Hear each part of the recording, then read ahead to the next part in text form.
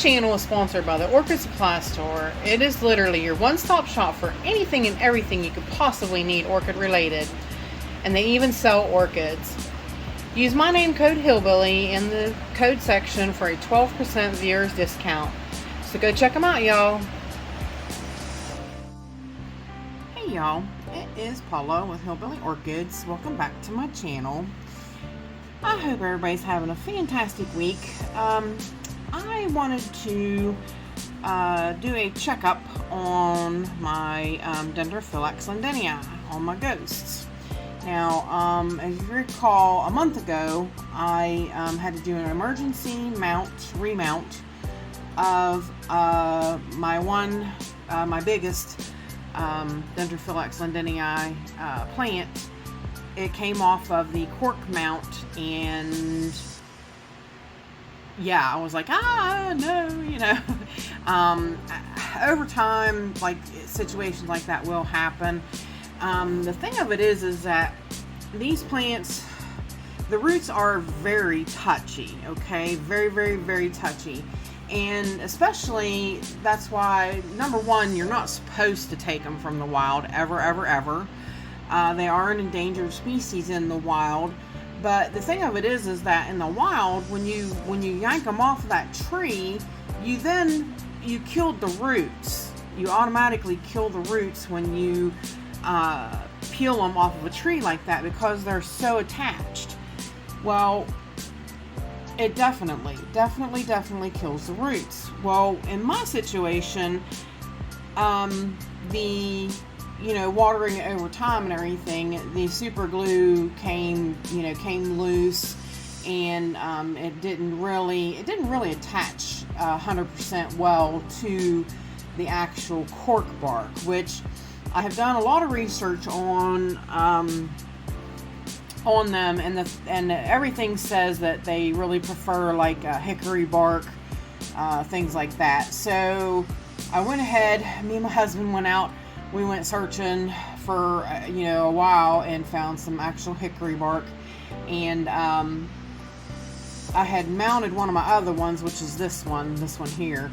I had mounted it because it was already coming loose, because I had several little ones on that mount, on that cork mount, and they had came loose already. So I knew that my bigger one, it was just a matter of time that it was going to come off of that mount. So yeah, what I did was, this one's been on the mount a lot longer than this one. This one, we just remounted it about a month ago, and I want to check on its progress.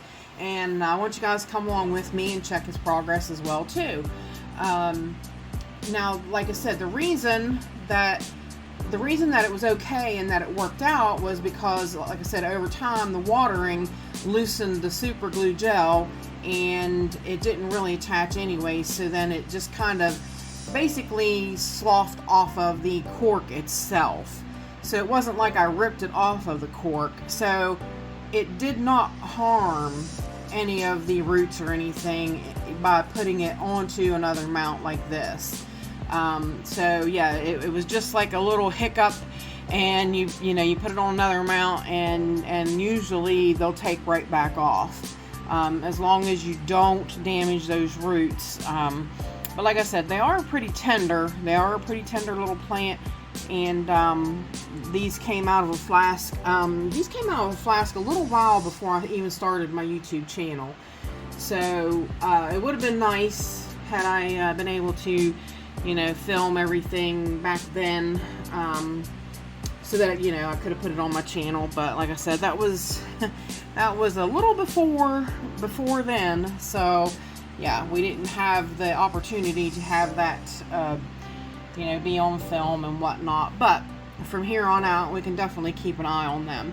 Now, this one here, like I said, has been, this one's been on this mount for a little while, and I don't know what that is. Something under the, something under the. Hang on one second, guys. All right, I apologize. I am back. Now, this one, like I said, has been on the mount for a little while. I did adjust the amount of live Spanish moss that I have on him, because I thought maybe it was too much in the beginning. And the other one, I might have too much on her and I might thin it down as well. This thicker moss grows pretty good in my environment, so I don't have, you know, it grows well and I don't have an issue, you know, keeping it. So, but there is the little girl, little girl, I guess you can call her a little girl, mounted on here. Now this root has grown a lot. It's grown out a lot. I don't know whether I should try to get it to go down some and attach, but basically she has not attached herself to this mount. Like I said, this is a new one here that I would love to see actually attach, but she's kind of growing out too far. I'd like to see one of these extend and attach itself, but we'll keep an eye on her and hopefully eventually she will attach herself. But not too bad, not too bad. And like I said, this one was a smaller one that was on the same cork mount as my bigger one. Now let's take a look at the bigger one. Like I said, I think maybe I have a little too much live moss on her, so maybe I'll have to adjust that a little bit. Delicately remove the moss so we can see her. She's definitely, like I said, this is definitely my bigger ghost. She did, look at that, she extended that root there, got a nice, she's kind of stuck to that root, but you can see right away it started growing a new root tip as soon as she was, you know, attached. I did super glue her. I didn't wrap her with any of the wire or floss, dental floss. I didn't do that, but I'm pretty sure I had been looking at this one and pretty sure I noticed, yeah, this root has a growth tip, a new growth tip. That root is attaching to this mount, which is fantastic. Super excited about that. I really thought it was, and from closer inspection, it really, yeah, it's definitely attaching to this mount, and that is just, that's phenomenal. Sorry, it's so hard to get it to focus. Let me see, let me zoom. No, not 10. Sorry guys. Didn't mean to make it go in that far. No, see, even zooming, I'm trying to get it to lock on it. No, it's just too close. Sorry. It was worth a try to see. But I think you guys can basically tell.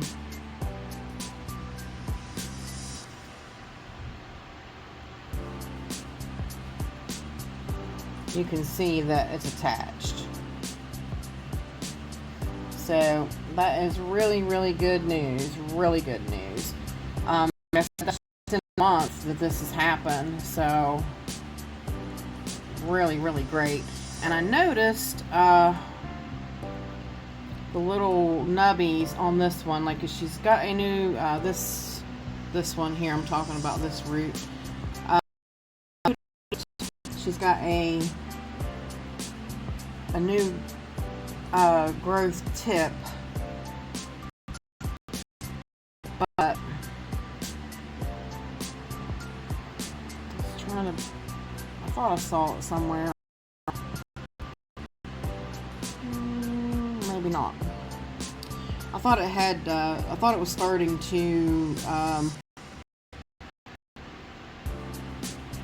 branch, but maybe not. So I'm not even sure that these roots do branch. I know they do continue growing like that one there is. So yeah.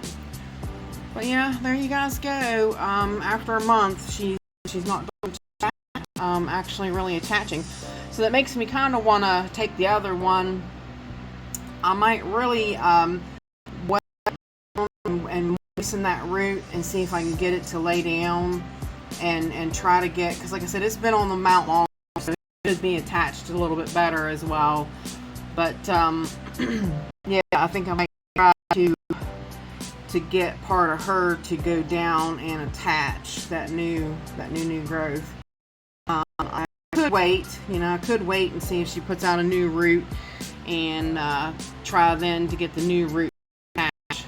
So, but yeah, it's important to get them to secure themselves to the mount. That way they feel secure and they'll start growing better once they're secure.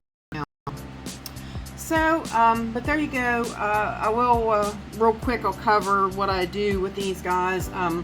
I keep a separate spray bottle of just 75 parts per million of my Jack's 2-part system. I weaken it down to 75 parts per million, and they get sprayed with that in the morning, and then after that, throughout the day, they get sprayed with water or reverse osmosis water. They get pure rinses and flushes throughout the rest of the day. Just at different various times I come in the room, I'll spray them down just to give them a little bit of extra moisture. And the 5-inch moss, it helps keep moisture on them for a little longer. Plus, there was some